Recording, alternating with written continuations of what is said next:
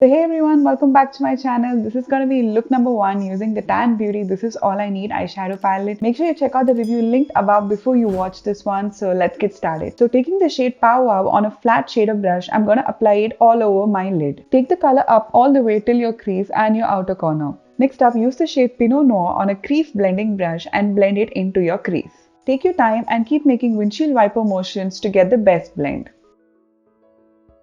So next up, let's blend the crease color into the transition by using Blow a Kiss on a big blending brush.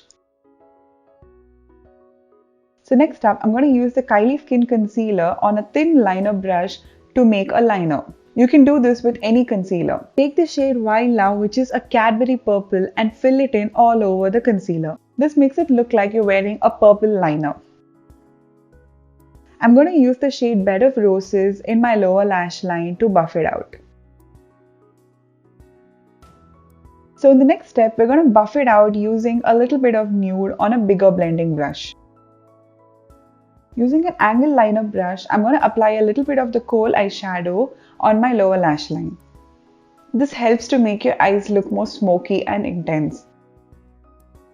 I'm going to buff kohl out into Bed of Roses using Pinot Noir. So now that it's all smoky, let's highlight our inner corner using the shade Highlight.